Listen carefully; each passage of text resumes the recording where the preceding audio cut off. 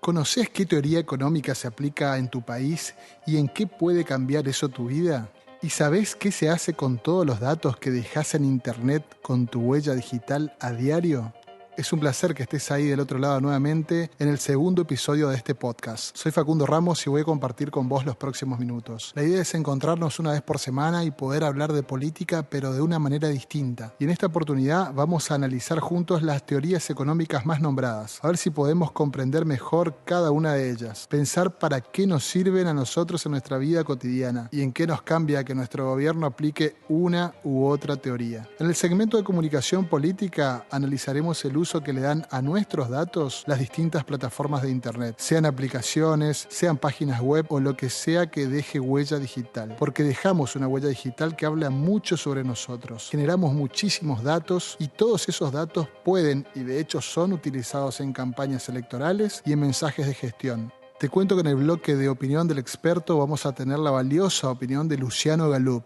Él es un especialista en este tema quien nos va a hablar sobre Big Data y la comunicación política. Al final de este episodio, como siempre, espero que puedas responderte al menos qué tipo de teoría económica es la que mejor puede funcionar para vos en tu país o en tu comunidad. Y después, ¿qué pensás vos sobre los datos que dejamos todo el tiempo? ¿Los usan sin nuestro permiso o todos los días estamos ratificándole a las aplicaciones y a las empresas ese permiso para que utilicen nuestra ubicación, nuestros micrófonos, nuestras cámaras y todo lo que hacemos en internet? Gracias por estar del otro lado nuevamente. Así comenzamos el episodio número 2 de Tereré y Política. Bienvenidos a Tereré y Política, el podcast donde vamos a hablar de política de manera clara, simple y popular con Facundo. Primero vamos a tratar de definir a la economía, ¿no? La economía es el estudio de cómo la sociedad administra sus recursos escasos. Porque recordemos, los recursos siempre son escasos y las necesidades son infinitas. O también es el conjunto de actividades para producir, distribuir y consumir los bienes y servicios que necesitamos como sociedad para vivir. El problema de toda política económica lo podemos dividir en dos grandes grupos, el grupo de los objetivos y el grupo de los medios. El objetivo, digamos que es casi una convención, ya que la economía sirve para aumentar el bienestar de las personas. Ese sería el objetivo de la economía. Ahora las grandes diferencias se dan cuando comenzamos a hablar de cómo lograr ese objetivo. O sea, el problema o la discusión está dada en cuanto a los medios para lograr esos objetivos. Así, un liberal va a pensar que el libre mercado es lo mejor que le puede pasar a una sociedad. Y el intervencionista te va a decir que si el gobierno no introduce regulaciones para solucionar las fallas del mercado, todo va a ser bastante difícil. Pero lo que más comúnmente pasa en el mundo es que unos pocos obtienen grandes ingresos a costa de otros. Y esto se debe muchas veces a que hay ciertos privilegios que otorgan algunos gobiernos a esos grupos más concentrados y bueno, entonces la discusión pasa más por los privilegios que se le da a estos grupos que por la existencia de un mercado, digamos, competitivo. Y solemos confundir objetivos con medios. Por ejemplo, la estabilidad y el pleno empleo no son objetivos, son medios para lograr el bienestar. La estabilidad es un medio para alcanzar el bienestar. Lo mismo ocurre con el pleno empleo. Ciertamente la teoría dice que en realidad el trabajo no es lo que uno busca habitualmente, sino más bien busca estar haciendo otras cosas. Pero uno debe trabajar y debe trabajar porque ese trabajo es un medio para lograr el bienestar buscado. También sería difícil defender la estabilidad si con ella no se logra que la gente esté mejor. ¿Y para qué querría uno ir a trabajar todos los días si con eso no podría lograr al menos un cierto nivel de bienestar? Además, existen una gran cantidad de intereses creados que pujan para que el Estado implemente políticas económicas que beneficien a determinados grupos. Obviamente no podemos decir que el objetivo de estos grupos es poder aumentar el bienestar de las personas, ya que por el contrario, y muchas veces el objetivo es aumentar el propio bienestar del grupo, a costa del resto de las personas. De todas maneras, siempre disfrazan a las medidas económicas que defienden, sosteniendo que las mismas van a provocar un montón de beneficios en toda la comunidad. Por ejemplo, hay empresarios que piden protección arancelaria y no están diciendo que lo hacen para ganar más dinero, sino que es para crear más puestos de trabajo, para que el país pueda ahorrar divisas y para defender la industria nacional. Lo único cierto es que los empresarios que logran cierta protección ganan dinero a costa del resto de las personas. Y recordemos que el bienestar de las personas aumenta cuando puede satisfacer sus necesidades. Una necesidad insatisfecha provoca malestar. Y podríamos separar entre necesidades vitales y no vitales. Si el hombre fuera a satisfacer solamente sus necesidades vitales, y estaría más o menos en la situación de cualquier animal. Pero ese incentivo de querer estar mejor es lo que nos impulsa a todos los hombres y mujeres a producir bienes no vitales. Y mientras no perjudiquen a terceros, no hay motivos para impedir que lo hagamos, ¿no? Inclusive en la alimentación hay un montón de comidas que por ahí pueden representar verdaderos lujos y algunos pueden decir que hasta son innecesarios. La mayor parte de los bienes que consumimos simplemente aumentan nuestra calidad de vida, pero muy bien podríamos dejar de consumirlos. Por ejemplo, podríamos dejar de consumir sal, azúcar, dejar de usar utensilios, dejar de usar sillas, mesas, espejos, yo qué sé, un montón de cosas que podríamos decir que son superfluas, ya que no nos vamos a morir si no las usamos. Pero sin lugar a dudas, nuestro bienestar va a disminuir notablemente. Y cada persona se construye una escala de necesidades o un orden de preferencias de las mismas. Y estas necesidades pueden ser satisfechas con bienes, con servicios o con sentimientos. No todo es material. Y el bienestar de esa persona va a crecer cuando pueda satisfacer más necesidades. Y obviamente va a disminuir cuando esta satisfacción de necesidades disminuya. Pero lo que hay que tener en cuenta es que nadie está en condiciones de demostrar que su escala de necesidades es mejor que la de los otros. Yo no te puedo decir lo que vos necesitas, ni vos a mí lo mismo. Y en esto consiste ese lado subjetivo de la definición de necesidad. Una persona está mejor cuantas más necesidades pueda satisfacer, independientemente de cuáles sean ellas.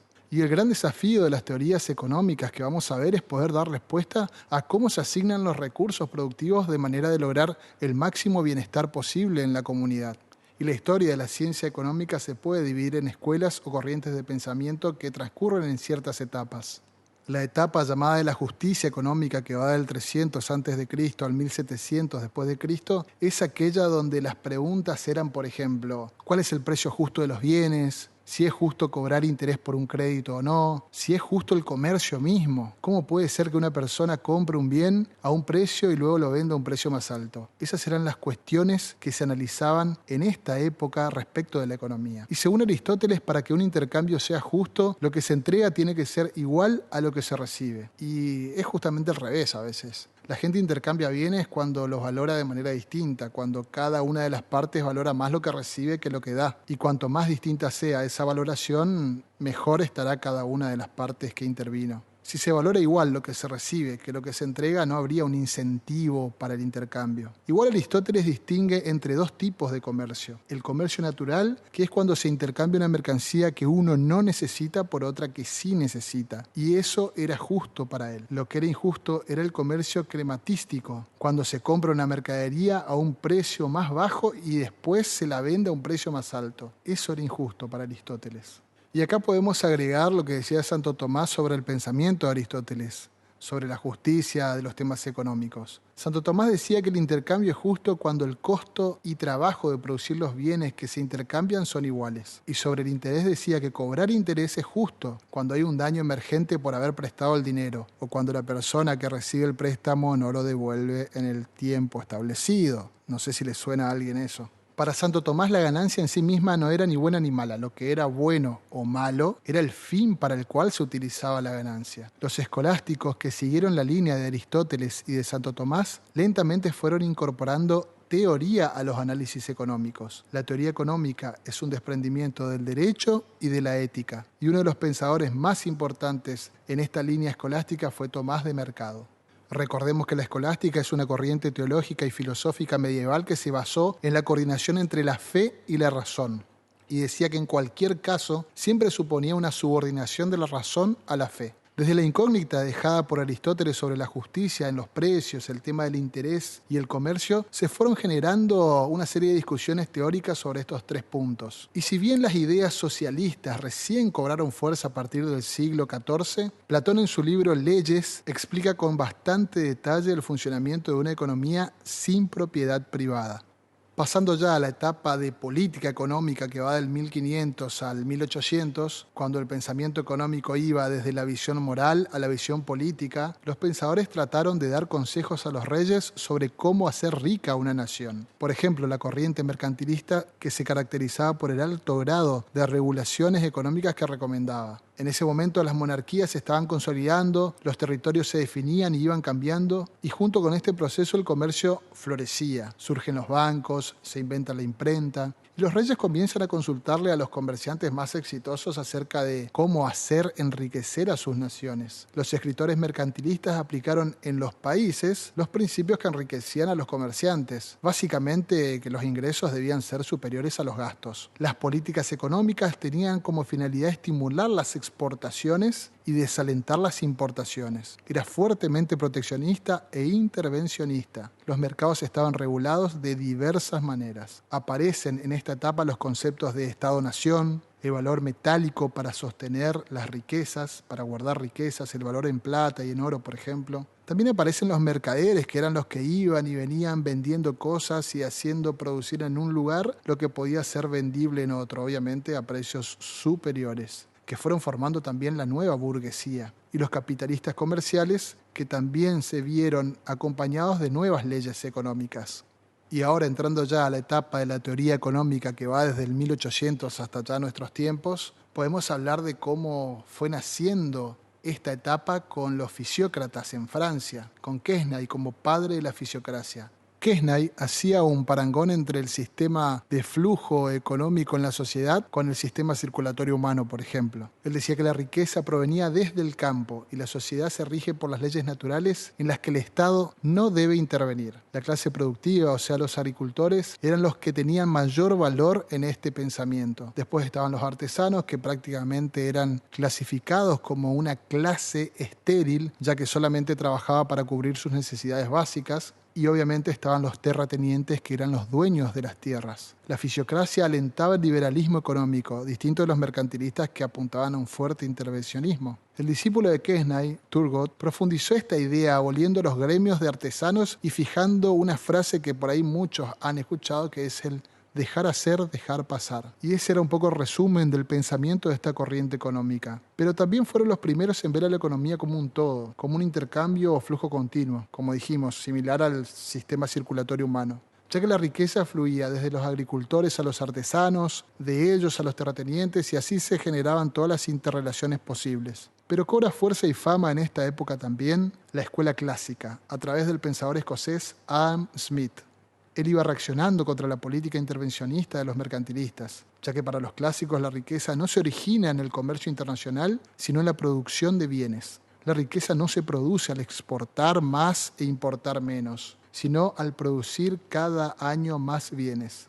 En su libro La riqueza de las naciones nos expresa la búsqueda del saber científico y manifiesta cómo el capitalismo se centra en la manufactura industrial, planteando la división del trabajo y la especialización para poder disminuir los tiempos muertos y poder implementar nuevas herramientas de producción. Para Smith, el trabajo industrial es el de mayor valor, obviamente superior al de la agricultura para él. Y el trabajo productivo es la fuente de la riqueza. El autor habla también de la teoría de la propensión natural al cambio que tenemos las personas, ya que buscamos el intercambio, buscamos el comercio.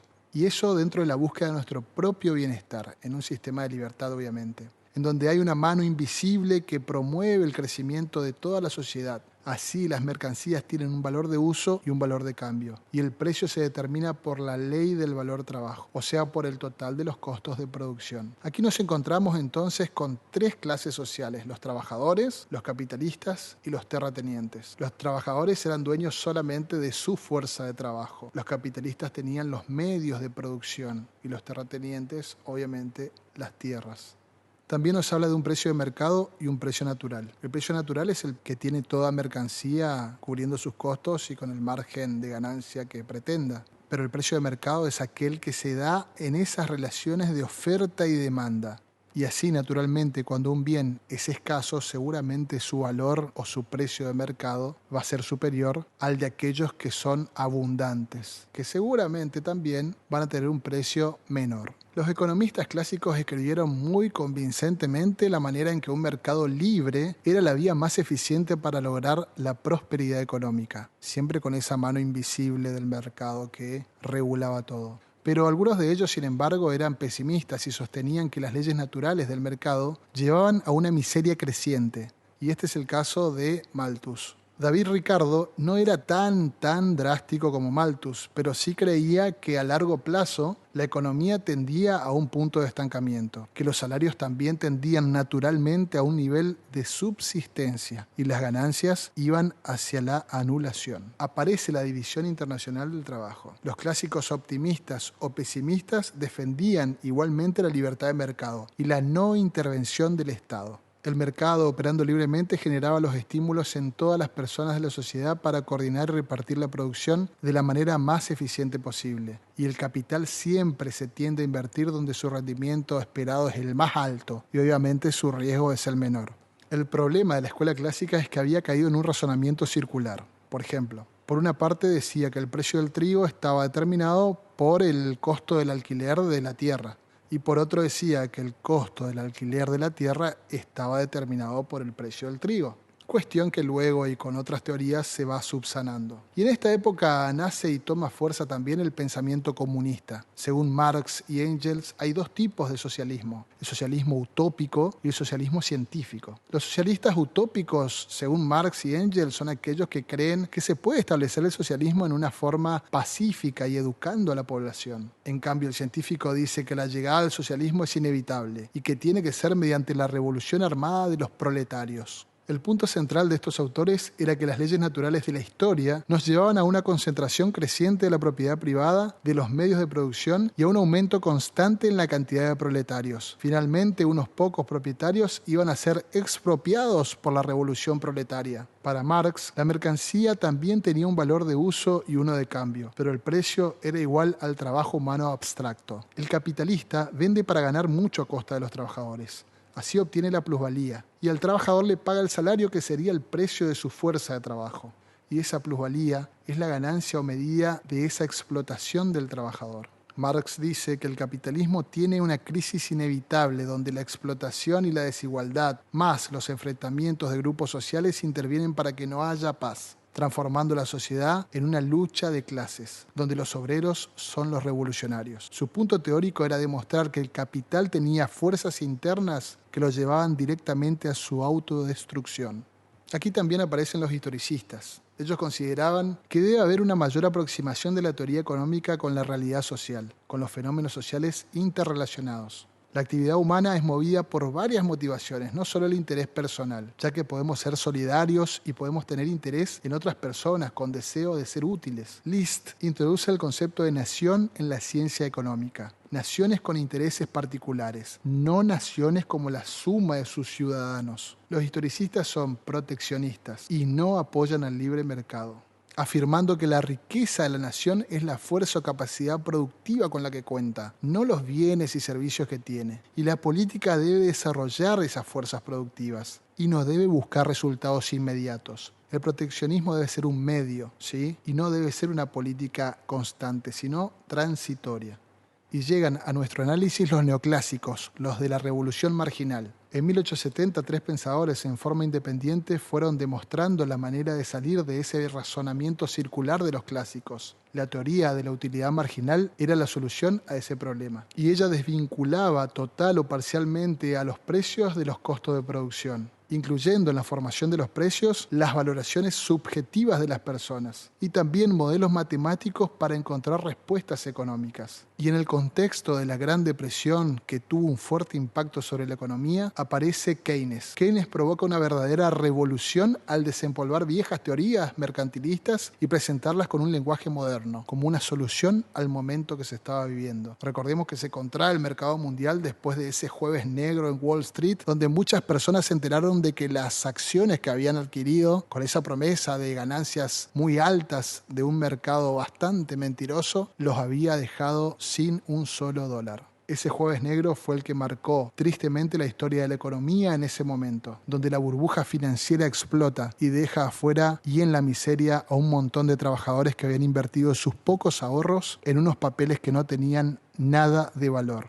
Keynes critica a los clásicos y a los neoclásicos. Si bien fue discípulo de los neoclásicos, siempre criticó el capitalismo. Afirmaba que la tasa de interés atentaba contra la inversión productiva. Así se comienzan a usar las políticas keynesianas o de estado de bienestar para luchar contra el comunismo, y ese mayor gasto público y la expansión de la emisión monetaria hace que sea mejor producir bienes que tener ese dinero en el banco. Para 1945 el mundo entero adoptó políticas económicas keynesianas. En la década de 1950 y 1960 las tasas de inflación en el mundo tendieron a ir aumentando fuertemente y el keynesianismo comenzó a perder su popularidad en el área académica. Los keynesianos no creen que el mercado sea capaz de solucionar el problema de la desocupación, ni de la recesión, ni de la distribución del ingreso, y el Estado debe intervenir para solucionar esos problemas. A diferencia de la escuela austríaca y la escuela de Chicago, que creen que el mercado soluciona todos estos problemas si el Estado retira todas las regulaciones. Y en Latinoamérica, tras la caída del modelo agroexportador, aparece el estructuralismo de la mano de Raúl Prebisch. Los males de la región se deben a problemas estructurales de la economía, según este pensador, y llama a los estados a intervenir. Furtado en Brasil, Pinto en Chile y Ferrer en Argentina son, entre otros, los estructuralistas de la época. La División Internacional de Trabajo había puesto a Latinoamérica a producir bienes primarios, y los estructuralistas promueven la producción de bienes pero con valor agregado. Recordemos que también había una fuerte división entre las naciones de periferia y las naciones de centro. Obviamente Latinoamérica estaba compuesta por naciones de periferia. Y la diferencia entre centro y periferia no se corrige con el tiempo. A eso era lo que se llamaba en ese momento subdesarrollo.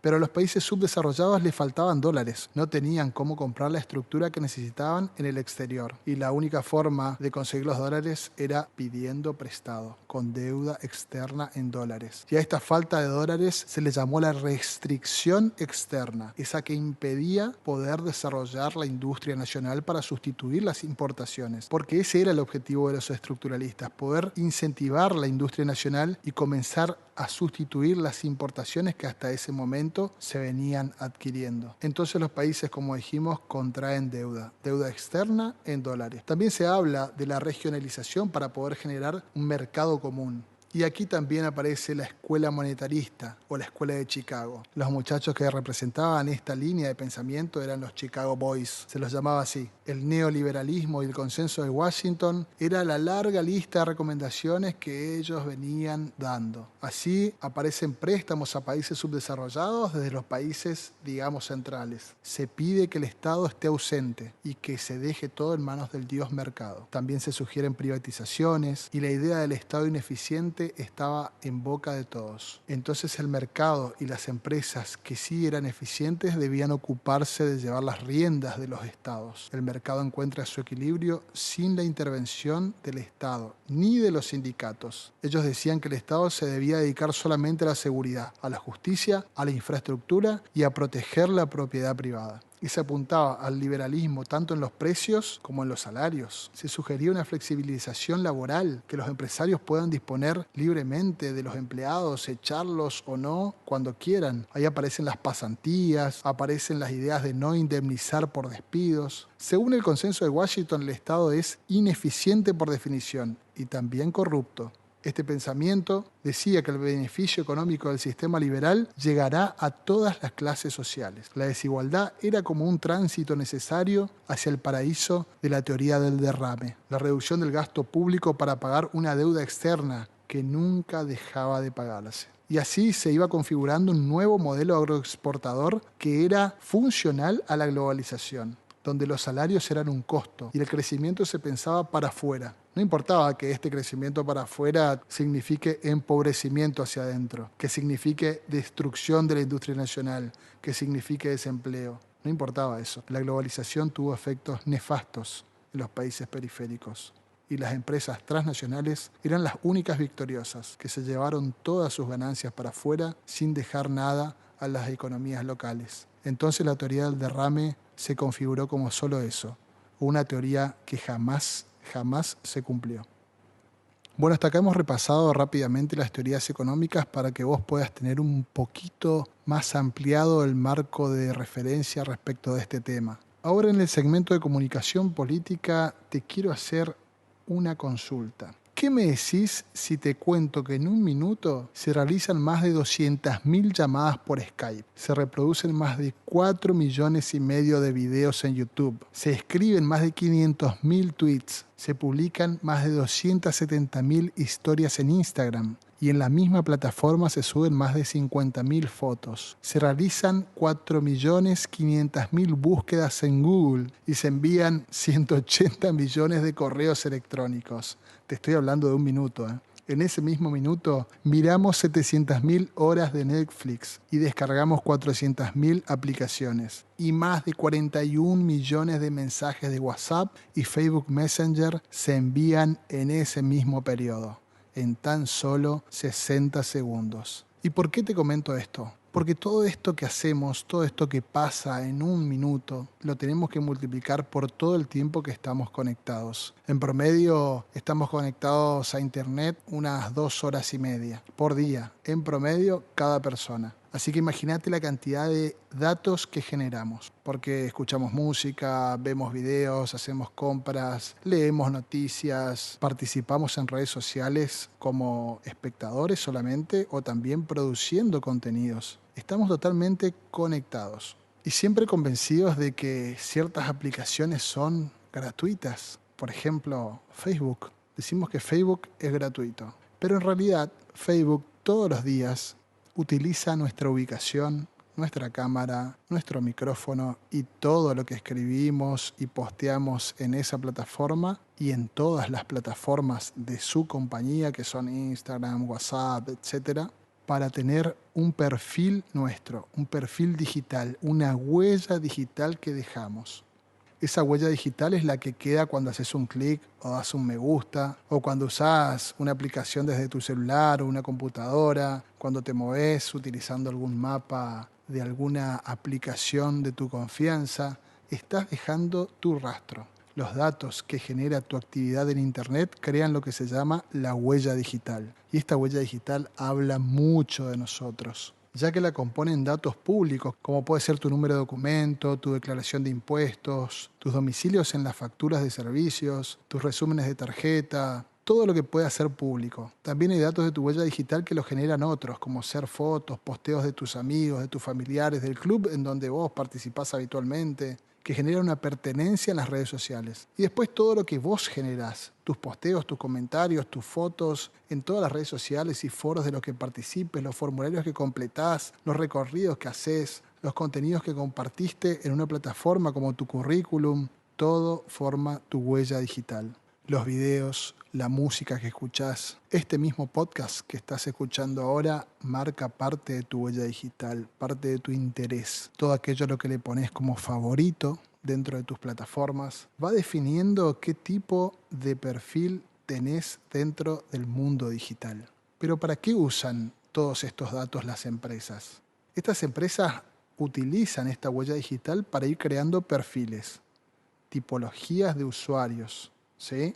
Estas tipologías son vendidas a otras empresas que después vienen y te ofrecen productos y servicios. Entonces, ¿cómo te explicás que vos, por ejemplo, hablaste ayer o hiciste una búsqueda sobre un determinado tema y a las pocas horas en tu feed de Instagram o de Facebook o de Twitter te comienzan a aparecer algunos anuncios sobre eso de lo que vos estuviste generando un interés de cualquier manera?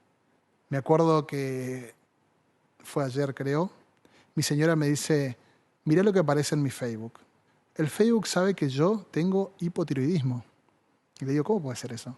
No, me dice, mirá, me mandaron un artículo donde habla sobre la enfermedad, habla sobre todos los beneficios de tomar un cierto medicamento que me puede ayudar con eso.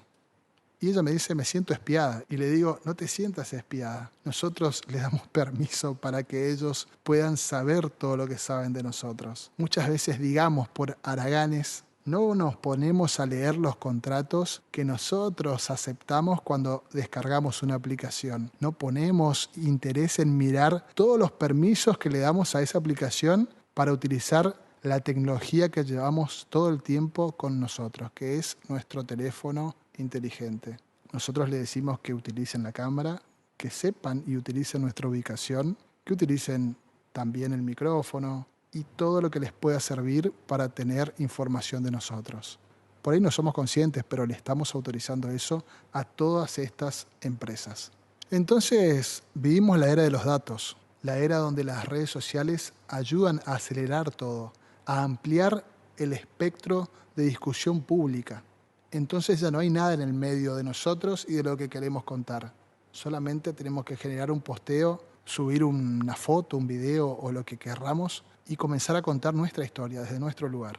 El mundo digital es una usina de información constante y las redes aceleran todo. ¿Y esto cómo afecta a la política? Y afecta a la política, afecta a la comunicación política. Recordemos lo que hablamos al principio. Todo lo que nosotros hacemos genera una huella. Esa huella es tomada, es procesada y nos define a nosotros individuos como un tipo de perfil. Ese perfil puede ser muy interesante para una marca que desea vendernos un bien o servicio, o también muy interesante para alguien que quiera contarnos su propuesta política, pero además quiera saber cómo contárnosla. Además quiera saber qué nos interesa a nosotros de la política o qué nos interesa a nosotros de la persona que nos va a gobernar. O quizás ni siquiera lo expresamos así, sino que con todo lo que hacemos vamos mostrando nuestros miedos, nuestros sueños, qué es lo que nos motiva, qué es lo que nos da confianza en alguien. Y eso ayuda a que la comunicación política sea más asertiva. Porque no es como antes, que nos podían dar un mensaje a todos y ese mensaje llegaba y tenía efectividad o no. Ahora los mensajes son totalmente segmentados y hasta te diría microsegmentados. No es lo mismo hablarle a una persona mayor que a un adolescente que tiene cierto pensamiento respecto de la vida o que le gusta tal o cual deporte, o a un adulto que escucha música clásica o tiene otro tipo de intereses. Todos los mensajes son distintos. Aunque no creamos, lo que aparece en nuestro feed de cualquier plataforma no es casual. Responde a algoritmos que van utilizando la inteligencia artificial para poder caracterizarnos mejor y mostrarnos lo que más satisfacción nos pueda producir, lo que más interés nos genere. Porque hay un tema. Tenemos tanto para mirar que la lucha es por el interés de la gente, que nos presten atención. Si uno se pone a analizar métricas de cualquier reproducción de videos, por ejemplo, no pasan los 15 segundos algunos videos. El promedio es que las personas te miren un video 15, 20 segundos. Obviamente, si le gusta, quizás va a pasar el minuto, pero los números son muy bajos, el interés de la gente es muy acotado y para lograr que nos miren debemos hacer un montón de cosas al respecto. Lo mejor que podemos hacer ahora para clarificar todo esto es dar lugar al segmento de opinión del experto, ya que ahí seguro vamos a poder aprender mucho hoy. La opinión de un experto, la opinión del que sabe.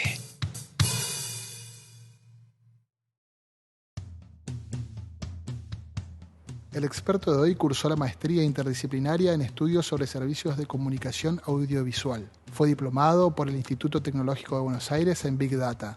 Se especializa en medios sociales, comunicación política y análisis de datos. Asesora en comunicación gubernamental y Big Data a gobiernos y espacios políticos. Coordina el área de innovación y desarrollo del Centro de Estudios Metropolitanos. También es docente de posgrados en comunicación política en la Universidad Nacional 3 de Febrero y en la Facultad Latinoamericana de Ciencias Sociales. Está a cargo de la agencia Menta Comunicación. Es director de la revista Fibra sobre comunicación en tiempos de convergencia y de la revista U238 sobre tecnología nuclear para el desarrollo. Publicó su libro Big Data y Política, que tuvo muy buenas críticas. Pero antes que todo esto, gente, Luciano es un tipazo. Siendo un verdadero placer poder tenerlo con nosotros hablándonos sobre lo que es Big Data, cómo influye en nuestras vidas, en nuestras decisiones, pero principalmente cómo influye en las políticas de gestión pública y en campañas electorales. Escuchamos ahora a Luciano Galup. Gracias por acompañarnos. Los datos nos están haciendo repensar gran parte de las estrategias de comunicación política. Básicamente porque toda acción que un usuario de digital hace en Internet genera huellas. Y esas huellas obviamente son almacenables y después analizables. ya sea voluntaria o involuntariamente, voluntariamente en forma de interacciones, contenidos, ubicaciones, suscripciones, compras online, o de forma involuntaria con lo que se conoce como metadatos, los cookies, las búsquedas, los registros, los consumos, las formas de navegación. Esa huella habla de los usuarios, nos cuenta qué tipos de consumos realizan, qué deseos tienen, qué sueños tienen, y todo eso nos permite enriquecer información que obviamente ya teníamos, ya sea información demoscópica, demográfica, y nos permiten avanzar en niveles de conocimiento de los ciudadanos y las ciudadanas que eran inimaginables hace un par de años.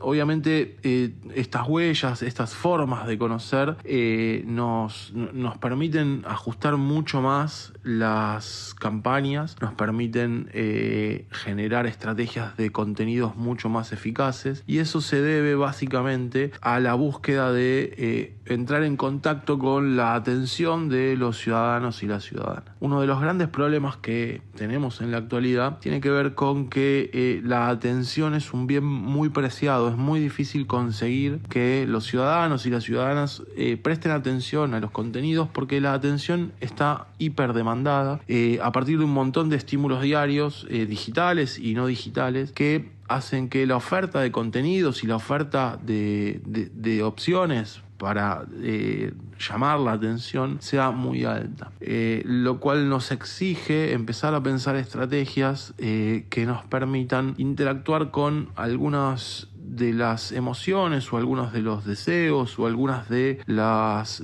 miedos, de las preocupaciones que tienen los votantes y las votantes a partir de esas estrategias que desde sus propias preocupaciones, desde sus propios deseos, desde sus propios intereses, convocarlos a llamar a que presten atención a algunos de los contenidos que se trabajan en las estrategias de comunicación política. Incluso hay un economista que se llama Michael Goldhaber, que habla de una nueva economía, que es la economía de la atención, y básicamente a lo que hace referencia es a eso, es a que la atención es un bien preciado, es un bien escaso, y lo que nos permiten las estrategias de análisis de datos y de Big Data aplicadas a comunicación política es generar formas más eficientes de comunicar políticas, de comunicar comunicación gubernamental, de comunicar comunicación de campaña. Básicamente también esta idea de uso de datos para ser más eficientes y para ser más atractivas las estrategias de comunicación política tiene que ver con la novedad de las audiencias, de los públicos a los cuales nos dirigimos y sobre los cuales trabajamos. Tenemos audiencias novedosas porque tenemos audiencias que son multipantallas, que son audiencias fragmentadas, que son audiencias que no se identifican ya en grandes relatos, sino que son audiencias que en líneas generales forman parte de pequeñas tribus urbanas, pequeños consumos culturales. Ya no hay grandes identidades colectivas, o es mucho más difícil encontrar esas grandes identidades colectivas para hablarles a grandes universos de públicos, y en líneas generales trabajamos sobre públicos y ciudadanías mucho más fragmentadas, con lo cual es mucho más complejo encontrar formas de hablarle a mucha gente con un mensaje único. No pasa solamente en las estrategias de comunicación, pasa en casi todos los consumos culturales. Vemos cómo la mayoría de los consumos culturales son hiperfragmentados y están microsegmentados en términos de intereses, el nivel de oferta que hay en términos de consumos audiovisuales, el nivel de oferta que hay en términos de streaming de música. Para dar un ejemplo muy sencillo, hace 20, 30 años se compraba un disco y se escuchaba todo un disco. Hoy aplicaciones como Spotify nos permiten escuchar una canción de un disco y construir discos nosotros mismos a partir de elegir las 5, 10, 50 canciones que más nos gustan, con lo cual la fragmentación que hay alrededor de toda esa oferta, incluso también en términos como por ejemplo la oferta periodística. Históricamente los ciudadanos y las ciudadanas compraban un diario y leían un diario. Hoy construyen agendas informativas bastante más fragmentadas y particulares a partir de elegir qué leen de cada uno de los medios que obtienen ofertas informativas. En este contexto de hiperfragmentación y de generación de pequeñas tribus culturales o de consumos culturales pequeños para pequeños segmentos de la población, las estrategias de microsegmentación a partir de intereses, gustos, aspiraciones o preocupaciones son las que nos permiten darle relevancia al contenido que se genera. Básicamente hablamos de microsegmentación cuando hablamos del uso de datos, de Big Data, aplicado a la construcción de clústeres, de grupos de personas que tienen algunas cosas en común que nos permiten saber que tienen intereses compartidos, que tienen gustos similares, que tienen preocupaciones similares, que pertenecen a determinados espacios geográficos que nos permitirían acceder a generar comunicación específica para esos intereses, esos gustos, esos espacios geográficos. Por otra parte, el análisis de datos también resulta relevante a la hora de pensar estrategias de comunicación porque los datos nos permiten ver cómo se interactúa con nuestras campañas o con las campañas que generamos, con las piezas que se generan, con los contenidos que se generan a partir de todo lo que es el feedback de análisis de rendimientos, de alcance y la eficacia de las estrategias que se aplican, y esto se puede hacer casi en forma inmediata. La reacción a cada uno de los contenidos que se van generando se puede analizar de forma inmediata en tiempo real, con lo cual es mucho más simple, si bien es mucho más simple en términos de cómo se ajustan las estrategias de comunicación, el nivel de complejidad que hoy tienen las estrategias de comunicación es enorme porque hay que estar evaluando y reajustando todo el tiempo en función de ese tipo de interacciones y hay que generar cientos y miles de piezas para poder evaluar cuáles son las que mejor funcionan y cuáles son las que no funcionan. Pero esta capacidad de generar reacciones y análisis de esas reacciones en tiempo real modifican sustancialmente el panorama de las estrategias de comunicación porque nos permiten modificar piezas casi en tiempo real. Y el uso de datos para analizar esos rendimientos y el uso de estrategias de Big Data para analizar esos rendimientos son formas de evaluar y de ajustar las definiciones más estratégicas de las campañas. Toda esta incorporación de datos en las estrategias de comunicación y análisis de comunicación tensionan de forma muy importante a los equipos de comunicación porque se empiezan a requerir cada vez más disciplinas y un trabajo interdisciplinario entre programadores, diseñadores, psicólogos, comunicadores, sociólogos, lo que hace que los equipos de comunicación sean cada vez más sofisticados, necesiten cada vez mayor nivel de especialización en algunas áreas, y lo que vemos fundamentalmente es, a diferencia de las campañas de comunicación política o de comunicación de gobierno que veíamos hace 10, 15, 20 años, en las cuales en líneas generales las piezas estaban orientadas a una serie de soportes muy definidos, la televisión, la radio, los medios gráficos, y los equipos de campaña tenían que trabajar sobre una cantidad controlada de piezas. Hoy lo que empezamos a ver es que las campañas empiezan a desbordar a esos equipos de comunicación y muchas veces incluso las formas más efectivas o las piezas más efectivas durante una campaña ni siquiera forman parte de la comunicación oficial, sino que están hechas a partir de la participación de fans, militantes, cibermilitantes, que se suman con contenidos propios a las campañas en redes sociales que, por su naturaleza colaborativa y comunitaria, permiten que los usuarios generen contenido y lo distribuyan. Entonces, la sofisticación de las campañas genera la necesidad de estar analizando datos y generando reportes y generando formas de analizar la cantidad y el volumen de información que estamos manejando de formas mucho más eficientes, y para poder generar una estrategia y generar la forma de aprovechar esos contenidos que nosotros generamos desde las campañas oficiales o que se generan en las comunidades digitales, para poder aprovechar al máximo todas las etapas o todos los contenidos que enriquecen a esas campañas. Luciano, la verdad que es un placer escucharte y además aprender con vos. Esperamos tenerte nuevamente en este podcast y siempre nuestro agradecimiento. Les mando un saludo a todos los amigos del podcast Tereré y Política y nada, gracias por la entrevista y abrazo grande a todos por allá. Y haciendo un poco un repaso, hemos visto las distintas teorías económicas que por ahí escuchamos nombrar. Que un país tiene un gobierno neoliberal o que tiene un corte marxista o keynesiano. Bueno, con esto que vimos, la idea es que vos puedas hacerte una idea de qué significa eso, de qué significa que un gobierno tenga uno u otro de los pensamientos de teoría económica que vimos. Pero principalmente lo que quiero es que vos puedas comprender mejor cuando te vengan con alguna propuesta de política económica y te digan que es la mejor. Un momento, vos ahí vas a poder pensar, vas a poder analizar qué es lo que te están ofreciendo. Si esa política económica que tiene detrás un alto contenido ideológico tiene en su centro el bienestar de las personas o se centra mejor en el bienestar de algunos grupos económicos. ¿Deja su accionar en manos totalmente del mercado? Esa mano invisible y mágica que supuestamente acomodaba todo para el bienestar general.